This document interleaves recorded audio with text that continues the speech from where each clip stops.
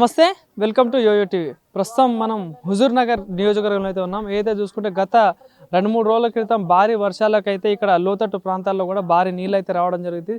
అయితే అటు చూసుకుంటే ఇటు దగ్గరలో ఊర చెరువు అనేది ఇక్కడ చెరువు ఉంది.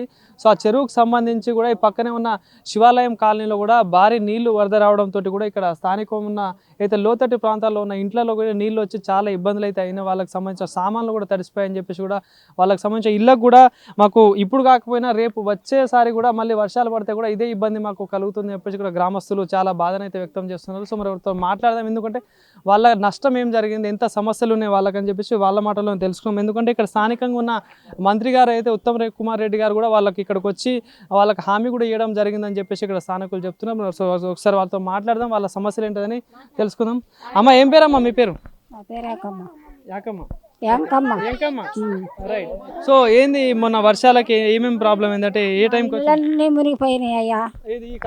ఈ కాలం వల్ల చెరువు వల్ల మొత్తం ఊరి మీద పడ్డాయి నీళ్లు. ఈ గెండి మొత్తం అన్ని కొట్టకపోయినాయి.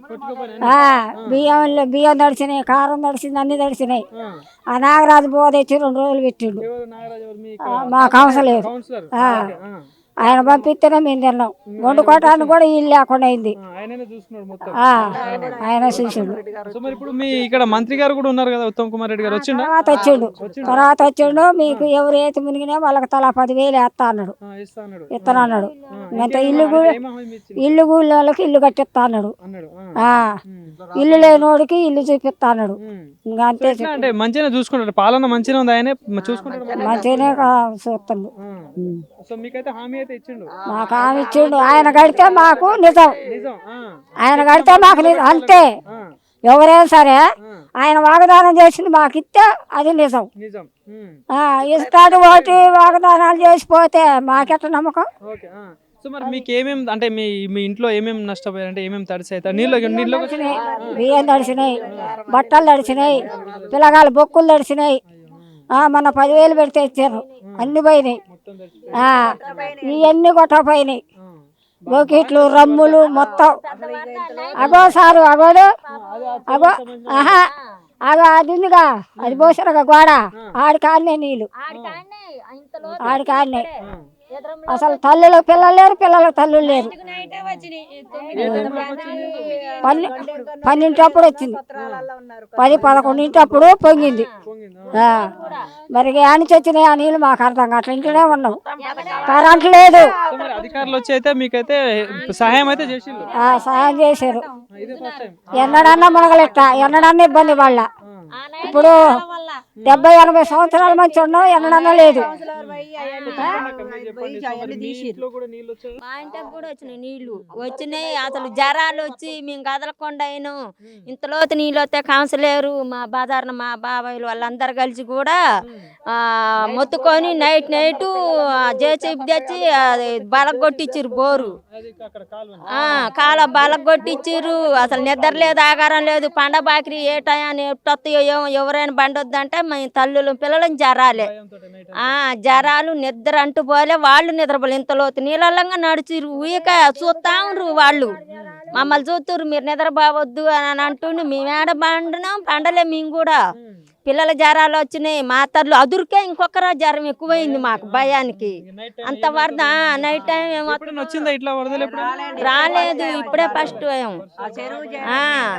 అని అట్లా అయింది. పాపం తెల్లారి కౌన్సిలర్ మా కన్నాలు తెచ్చి పెట్టిండు, పొట్లాలు. మంత్రి గారు కూడా ఉన్నారు మీకు, ఉత్తమ్ కుమార్ రెడ్డి మంత్రి గారు. వచ్చిండు ఆయన, తెల్లారి వచ్చిండు. వచ్చి ఇదంతా చూసిండు. చూసి మరి మీకు నష్టపరిహారం నేను కట్టిస్తామ్మా, ఇంటికి 10,000 కట్టిస్తా, ఇల్లు లేని వాళ్ళకి ఇల్లు, కూలిన వాళ్ళకి కట్టిస్తానని హామీ ఇచ్చిపోయిండు సార్. గెలిచినప్పటి నుండి మంచిగానే చేస్తున్నా, మంచిగానే చేస్తున్నా,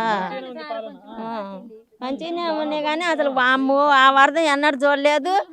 అసలు మేము ఇంకా అయిపోయింది మా పైన అనుకున్నాం, అంత వరద వచ్చింది. అసలుకి భయాన్ని నిద్రపోలే. పాపం కౌన్సిలర్ ఎందుకు అనాలి కానీ అబ్బాయా ఓ అమ్మ వాళ్ళ సంవత్సరాలు వేసుకుని ఒకటే తిరిగిండు. పండొద్దు, బాగానే కష్టపడ్డాడు. ఆ చీకట్లా జేసీబీ రావడం అంటే కష్టం. అంత ఆస్తి నష్టం కూడా జరిగింది మీకు ఈ వరదల వల్ల. సో మరి ప్రభుత్వానికి ఏం కోరుకుంటున్నారు, అంటే మీకు ఎట్లాంటి న్యాయం చేయాలని కోరుకుంటున్నారు? మాకు ఇల్లు లేదు సార్, మాకు ఇల్లు కావాలి, ఇల్లు కట్టియాలి. మేము ఎప్పుడున్నా మాకు ఇది మొన్నరకే ఇది ఎప్పుడున్నా మున్నారకే మాకు మాకు చోట్లు ఇవ్వాలి, ఇల్లు కట్టియాల. ఇది ఇల్లు కట్టియాలంటే ఇది ఎప్పుడున్నా మున్నారకే. ఇంకా అద్దం రేత్రి మరి ఏ టైం వచ్చిద్దో మాకు తెలియదు.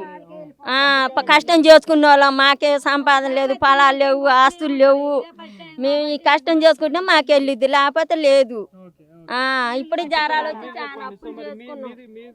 మాకు కూడా అందరికి అదే అందరికి అట్నే వరదలు వచ్చినాయి, అట్నే కొట్టపోయిర్రు. మొత్తం ఒక నష్టం జరిగింది. నైట్ జేసీబీ తీసుకొచ్చిర్రు, నాగరాజు వాళ్ళు తీసుకొచ్చి మొత్తం అలుగు తీసి పిచ్చిర్రు. మంచిగా నైట్ 3 పూటలు అన్నాలు పెట్టిర్రు తీసుకొచ్చి. వాళ్ళే అన్ని చేసిర్రు పిల్లలు మొత్తం అందరు కలిసి. వాళ్ళే చేసిర్రు మొత్తం. చూస్తున్నారు కదా. సో ఆ రోజు నీళ్ళకైతే సో ఆ రోజు ఏదైతే వర్షానికి భారీ వర్షానికి అయితే ఆ వరద వల్ల ఏదైతే ఈ పక్కనే ఉన్న ఊర చెరువు అనే సంబంధించిన ఆ వరద కాస్త ఈ ఇంట్లోకి వచ్చేసి మాకు అంటే తీవ్ర భయాందోళనకు అయితే గురయ్యాము. ఎందుకంటే ఆ రోజు బతుకుతామో లేదో అని అంటే భయాందోళనకి చిన్నపిల్లలు పెద్దవాళ్ళు అదంతా చూసుకుంటా భయపడ్డారని చెప్పేసి కూడా ఇక్కడ స్థానికులు చెప్తా ఉంటారు.